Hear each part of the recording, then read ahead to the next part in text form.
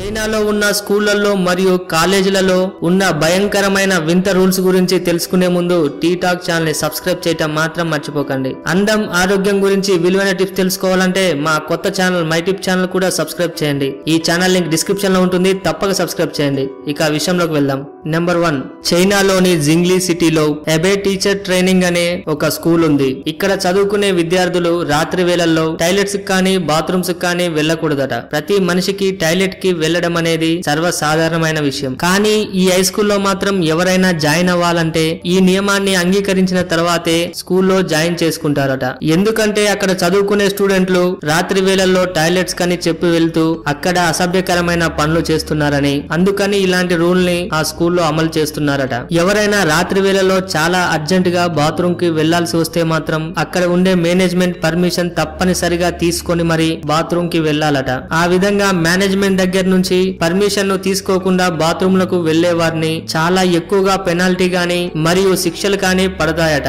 Number 2, ఈ ఫోటోలో కనబడుతుంది కదా, అక్కడ స్టూడెంట్లు అందరూ వెళ్లి బాత్రూమ్ లో టాయిలెట్ లో కాకుండా అక్కడ స్పెషల్ గా ఏర్పాటు చేసిన ఆ బకెట్ లో టాయిలెట్ ని పోయాలట. ఇలాంటి వింత రూల్ కూడా చైనాలో ఉన్న కొన్ని స్కూళ్లలో మీకు కనపడుతుంది. అక్కడ టాయిలెట్లు ఉన్నా కూడా ఆ టాయిలెట్లలో కాకుండా అక్కడ ఏర్పాటు చేసిన బకెట్లలో మరియు టబ్బులలో పోసిన పిల్లల యూరిన్ ని కొంతమంది వ్యాపారవేత్తలు అక్కడికి వచ్చి ఆ పిల్లల యొక్క యూరిన్ ని స్పెషల్ గా తీసుకెళ్తారట. ఎందుకంటే ఈ చిన్న పిల్లల యూరిన్ లో ఉడకబెట్టిన గుడ్లు చైనాలో చాలా ఫేమస్. ఈ గుడ్లను ఉడకబెట్టడానికి చిన్న పిల్లల టాయిలెట్ ను వాడుతుంటారు. అందుకని చాలా స్కూల్స్ లలో పిల్లల టాయిలెట్ ని బకెట్ లో పోయమని స్కూల్ ఆదేశిస్తుంది. ఈ టాయిలెట్ లో ఉడకబెట్టిన ఆ గుడ్లని వర్జిన్ గుడ్లని అంటారు. ఈ గుడ్లు చైనాలో చాలా ఫేమస్. చిన్న పిల్లల నుంచి ముసలి వారి దాకా కూడా ఈ గుడ్లను తినడానికి ఎక్కువగా ఇష్టపడుతుంటారు. అందుకని చైనాలో ఉన్న స్కూళ్లలో పిల్లల యూరిన్ కి చాలా డిమాండ్ ఉంటుంది. అది పర్టికులర్ గా మగ పిల్లలు పోసే యూరిన్ అంటే చాలా ఎక్కువగా ఇంట్రెస్ట్ ను చూపెట్టి ఆ స్కూళ్లలో ఆ విధంగా బకెట్లను పెట్టి వాళ్ళ యూరిన్ ని కలెక్ట్ చేస్తుంటారు. నెంబర్ 3, ఈ ఫోటోలో చూస్తున్నారు కదా, స్టూడెంట్లు తలకు ఏదో కట్టుకొని ఒకరి వైపు ఒకరు చూసుకోకుండా తలదించుకొని ఏదో రాసేస్తున్నారు కదా. చైనాలోని కొన్ని స్కూళ్లలో కండక్ట్ చేసే ఎగ్జామ్లు ఈ విధంగానే ఉంటాయి. అక్కడ ఉన్న కొన్ని స్కూళ్లలో క్లాస్ రూమ్లు చిన్నవిగా ఉండడం వల్ల స్టూడెంట్లు దగ్గరగా కూర్చోవడం వల్ల ఒకరి పేపర్ ఇంకొకరు చూసి కాపీ కొట్టకుండా ఉండటానికి ఇలాంటి క్యాప్స్ లాంటి పేపర్స్ ను వాళ్ళ తలలకు అమర్చుతారు. ఈ విధంగా అందరి తలలకు అలాంటి క్యాప్స్ ను పెట్టడం వల్ల పక్కనున్న స్టూడెంట్లను చూసి కాపీ కొట్టే అవకాశం ఉండదు కాబట్టి ఇలాంటి వాటిని అక్కడ రెడీ చేశారు.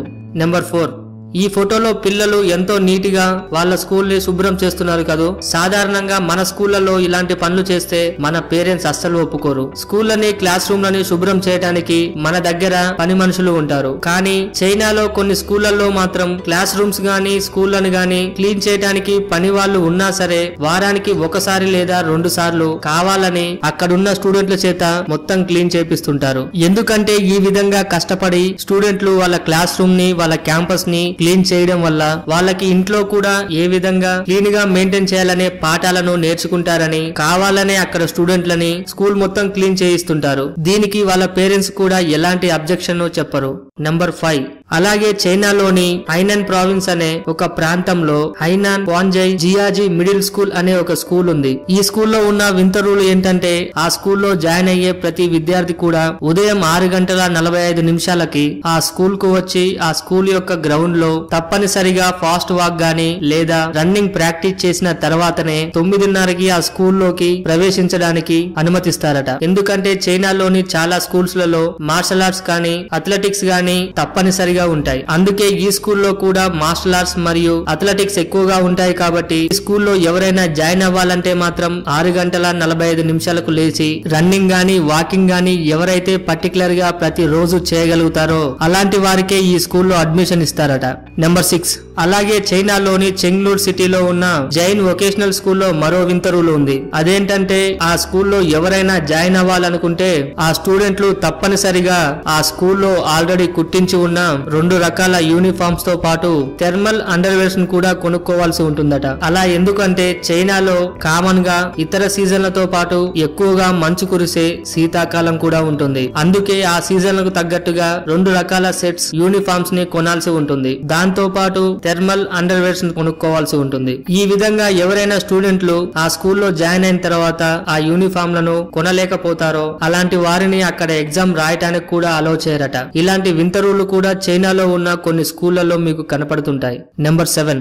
అలాగే చైనాలోని జింగ్మిన్ సిటీలో ఎక్స్పెరిమెంటల్ ప్రైమరీ స్కూల్ అనే ఒక స్కూల్ ఉంది. ఈ స్కూల్లో ప్రతి సంవత్సరం స్టూడెంట్ల పైన కొన్ని రకాల ఎక్స్పెరిమెంట్లు చేసి వారి ఆరోగ్యం గురించి కొన్ని క్యాలిక్యులేషన్స్ వేస్తుంటారట. ఆ విధంగా చూసుకుంటే ఈ స్కూల్లో ఉన్న స్టూడెంట్లు ప్రతి రోజు తప్పనిసరిగా 3 ఐస్ క్రీమ్లను కొనుక్కొని తినాల్సి ఉంటుందట. ఆ విధంగా అక్కడ చదువుకునే ప్రతి స్టూడెంట్ ప్రతి రోజు 3 ఐస్ క్రీమ్లను ఆ స్కూల్లోనే తినాల్సి ఉంటుంది. ఈ విధంగా తినడం వల్ల స్టూడెంట్ల యొక్క ఇమ్యూనిటీ, వారి యొక్క శరీర తత్వాల గురించి ఆ స్కూల్ వాళ్ళు కొన్ని రిపోర్ట్లను రాసుకుంటారు. ఈ విధంగా ఐస్ క్రీమ్ ని దగ్గరుండి తినిపించే స్కూళ్లలో ఉండే రూల్స్ కూడా మీకు చైనాలోనే కనబడతాయి.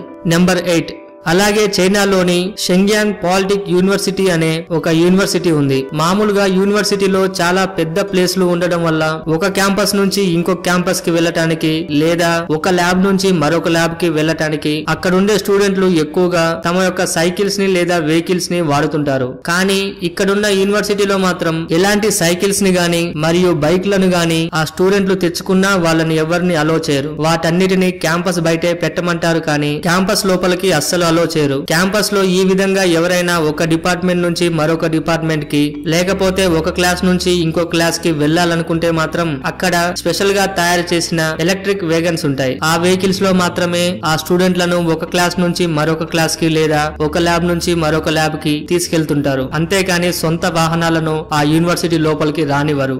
నెంబర్ 9. మన దేశంలో బాంబుల థ్రెట్ గాని టెర్రరిస్ట్ అటాక్లు గాని ఎక్కువగా ఉండడం వల్ల సినిమా హాళ్లలో గాని షాపింగ్ మాల్లలో గాని బాడీ మొత్తాన్ని స్కాన్ చేసే మిషన్లు ఏ విధంగా ఉంటాయో వాటితో పాటు అక్కడ సెక్యూరిటీ కూడా స్పెషల్ గా చెక్ చేస్తూ ఉంటారు. ఇలాంటివి మనం బయట ప్లేస్లలో చూస్తుంటాం. కానీ గివాన్జిక్ లీజియో హౌ అనే ఒక ప్రైవేట్ మిడిల్ స్కూల్లో మాత్రం ఆ స్కూల్ లోపలికి ఏ స్టూడెంట్లు వెళ్లినా అక్కడ సెక్యూరిటీ మొత్తం పైన నుంచి కింద వరకు డ్రెస్ కుండే అన్ని పాకెట్లను చెక్ చేస్తారు. వాటితో పాటు వాళ్ళు తెచ్చుకున్న బ్యాగులను కానీ లంచ్ బాక్స్లను కూడా చెక్ చేస్తుంటారు. ఎందుకంటే ఆ స్కూల్లో చదువుకునే స్టూడెంట్ల దగ్గర చాలా సార్లు సిగరెట్, లైటర్స్ మరియు కొన్ని రకాల కత్తులు, కొంతమంది దగ్గర అయితే ఏకంగా భయంకరమైన డ్రగ్స్ కూడా దొరికాయట. అందుకోసమని ఆ స్కూల్లో ప్రతి స్టూడెంట్ ను కంప్లీట్ గా చెక్ చేసిన తర్వాతే ఆ స్కూల్ లోపలికి పంపిస్తున్నారు. నెంబర్ 10. అలాగే చైనాలోని కొన్ని యూనివర్సిటీలు అబ్బాయిలు కానీ అమ్మాయిలు కానీ వాళ్ళకి తోడుగా ఎవరినైనా స్నేహితులను కానీ పేరెంట్స్ గానీ క్యాంపస్ లోకి అస్సలు ఎలో చేయరట. అలాగే ఫోజో 18th అనే మిడిల్ స్కూల్ అనే ఒక స్కూల్ ఉంది. ఈ స్కూల్లో ఉన్న వింత రూల్ ఏంటంటే అక్కడ ఉండే అబ్బాయిలు కానీ అమ్మాయిలు కానీ ఆ క్యాంపస్ లో కానీ స్కూల్లో క్లాసుల్లో గానీ అస్సలు మాట్లాడకూడదట. ఆ స్కూల్ మొత్తం కో ఎడ్యుకేషన్ అయినప్పటికీ అబ్బాయిలు గాని అమ్మాయిలు గాని అస్సలు మాట్లాడకూడదు. పొరపాటున ఆ స్కూల్లో ఎవరైనా కజిన్స్ గాని ఉన్నట్లయితే వాళ్ళు చేతులతో కొన్ని రకాల సంకేతాలను పంపుకొని మాత్రమే కమ్యూనికేట్ చేయాలి గాని ఆ క్యాంపస్ లో గాని క్లాస్ రూమ్లలో గాని ఎక్కడా మాట్లాడకూడదట. ఇలాంటి వింత రూళ్లు కూడా అక్కడ స్కూల్లో మీకు కనపడుతుంటాయి. చూసారు కదా చైనాలో ఉన్న స్కూళ్లలో మరియు కాలేజీలలో ఉన్న భయంకరమైన వింత నియమాలని. ఈ నియమాల పైన మీ విలువైన అభిప్రాయాన్ని కామెంట్ రూపంలో పంపించడం మాత్రం మర్చిపోకండి. ఈ వీడియో మీకు నచ్చినట్టయితే లైక్ చేయండి, షేర్ చేయండి. ఇలాంటి మరికొన్ని ఇంట్రెస్టింగ్ విషయాల గురించి తెలుసుకోవాలంటే టీ టాక్ ఛానల్ ని సబ్స్క్రైబ్ చేయడం మాత్రం మర్చిపోకండి. అందం, ఆరోగ్యం గురించి విలువైన టిప్స్ తెలుసుకోవాలంటే మా కొత్త ఛానల్ మై టిప్ ఛానల్ కూడా సబ్స్క్రైబ్ చేయండి. ఈ ఛానల్ లింక్ డిస్క్రిప్షన్ లో ఉంటుంది. తప్పక సబ్స్క్రైబ్ చేయండి. Thank you for watching.